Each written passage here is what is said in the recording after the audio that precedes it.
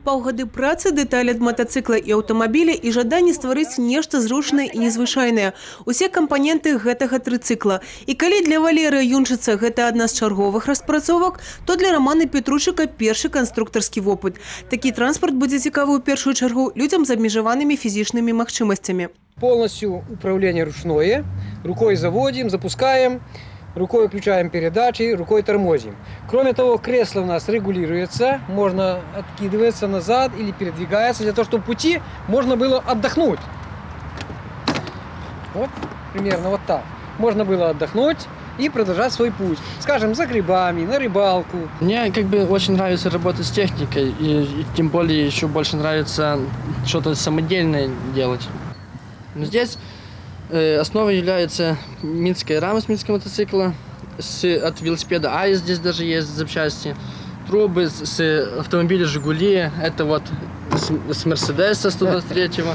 Но здесь все он собранный, чтобы было комфортно. При дапамозе універсальных шматфункцыянальных ціскоў высокаўскіх кулібіных Владимира Селівоніка і Анатолія Юрко можна выканаць усе слясарныя работы ў хатніх умовах. Інструмент выконвае 6 аперацый, сярод якіх плаўленне, зварка, токарныя работы. Тиски был материал. Давай сделаем тиски. Сделали тиски. Ага, сделали тиски. Можно и оборудовать.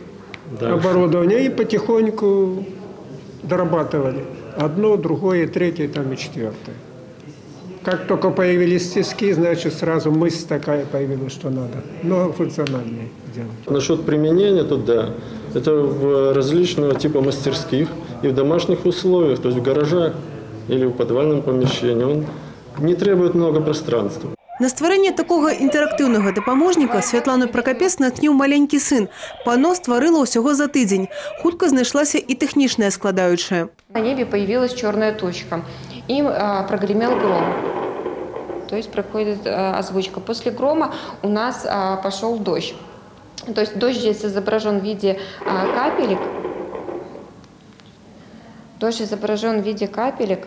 И когда шум дождя, можно именно вот крутить круговорот и показывать детям, как идет дождь. У меня есть маленький ребенок, которому сейчас вот ему 3 года, и мы такие вот книги рассматриваем, энциклопедии, где есть и круговорот воды в природе, и Вселенной, и он мне много задает вопросов. И когда открываешь учебник, очень трудно ему объяснить, потому что нету такого ощущения тактильного, звукового. И у меня пришла мысль, почему бы из кусочков ткани не создать вот такой вот именно плакат, чтобы здесь ребенок мог быть, тем более этот плакат еще звуковой озвучивается, чтобы ребенок мог быть не только глазами видеть, но ощущать, слышать.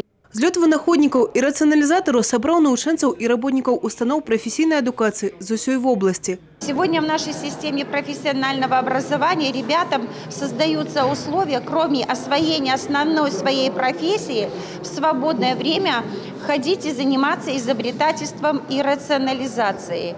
Это не затратно, и сегодня дается преимущество тем рационализаторским предложениям, изобретениям, которые дальше могут пойти как на патент, то есть дальше в производство. Фінал конкурсу адбудзецца ў сталіцы напрыканцы красавіка, а нашу вобласць прадставіць на ім 16 лепшых. Евгения Мороз, Юрий Плинда, телерадиокомпания «Брест».